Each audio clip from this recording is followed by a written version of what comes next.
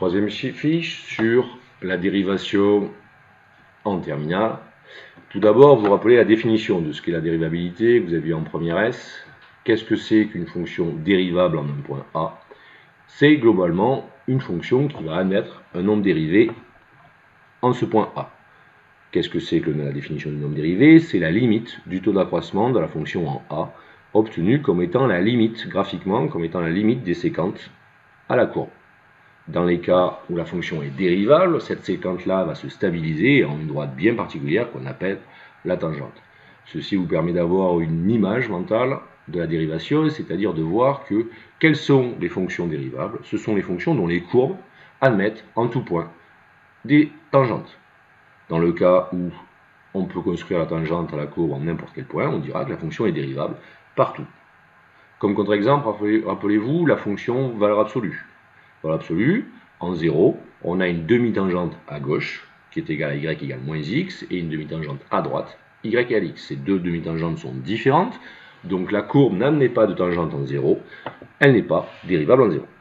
Ça ne l'empêche pas d'être dérivable partout ailleurs, mais elle n'est pas dérivable en 0. Donc ayez plutôt l'idée graphique de ce qu'est une fonction dérivable, c'est-à-dire c'est une fonction dont la courbe admet des tangentes.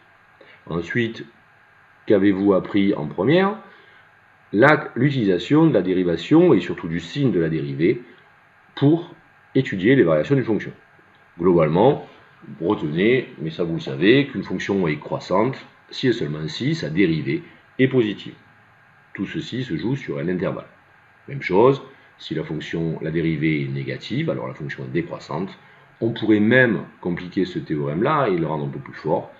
Si la dérivée est positive sauf en quelques points isolés, dans ce cas-là, on peut quand même conclure que la fonction est croissante.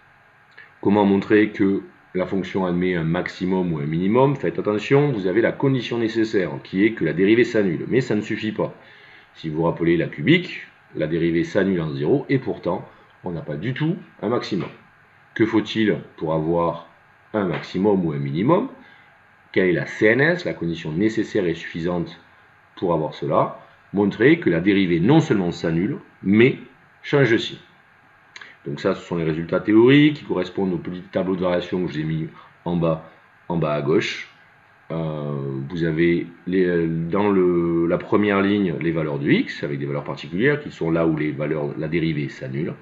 Dans la deuxième ligne, le signe de f' de x, on est bien f' de x, puisque c'est le signe d'une valeur réelle. Et enfin, les variations de f. Et non f de x, même si on le tolérera au bac, c'est quand même moins joli. C'est les variations de la fonction, et non de f de x, qui est une valeur. Une valeur ne varie pas. Donc ça, en général, vous savez le faire.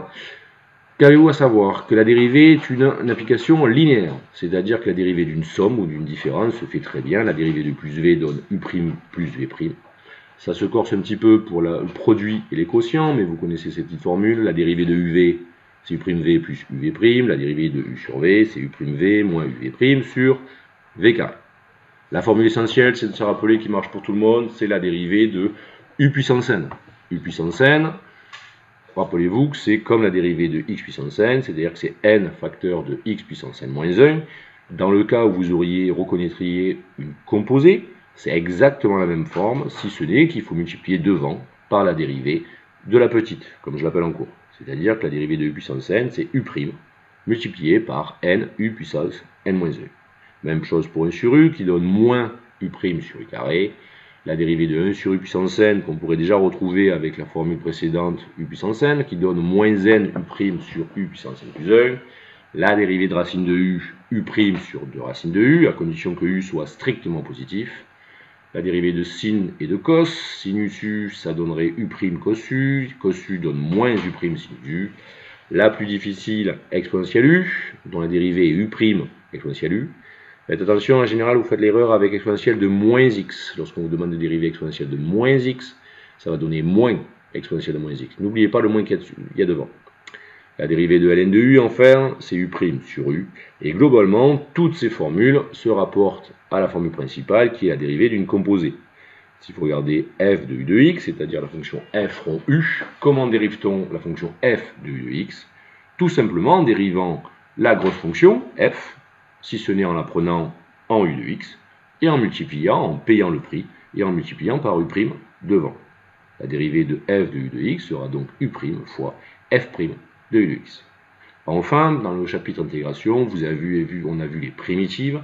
Quelle est la dérivée de la fonction intégrale de a à x de f de t dt, qui est en fait la définition de la primitive de petit f. Naturellement, par définition, la dérivée de la primitive, c'est la fonction.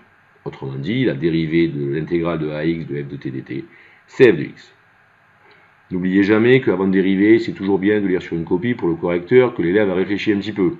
C'est-à-dire que même si on ne vous demande pas grand-chose, pensez à dire que la fonction est dérivable et le justifier un petit peu avant d'écrire f' de x.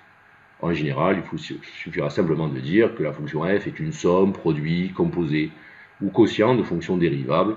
Dans le cas de fonctions de quotient, n'oubliez pas de dire qu'il faut que le dénominateur soit non nul. Enfin, que veut dire dérivable? Localement, ça veut simplement dire que la fonction peut être approchée par sa tangente. Vous verrez l'année prochaine, puisque ça est un peu sorti des programmes de cette année, on peut avoir une approximation affine d'une fonction en un point. Ce qui est exactement, vous verrez plus tard, c'est le début de ce qu'on appelle les développements limités d'une fonction en un point. Je vous ai mis un petit exercice facile mais standard, même si la fonction fait peur, c'est une fraction presque rationnelle, puisqu'il y a à cause du dénominateur, il y a une racine. Donc donnez l'ensemble de définitions, l'ensemble de dérivabilité, faites attention avec la racine, il y aura sûrement des conditions à rajouter ou pas. Ensuite, on vous donne la dérivée, dressez le tableau de variation, étudiez les variations, les minima, les maxima, et enfin, utilisation du théorème qu'on appelle le théorème des valeurs intermédiaires pour résoudre une équation f de x égale 2 lorsqu'on ne peut pas trouver une solution exacte. Voilà, si vous savez faire cet exercice, globalement, vous savez tout faire sur les fonctions dérivables. C'est ce que je vous souhaite.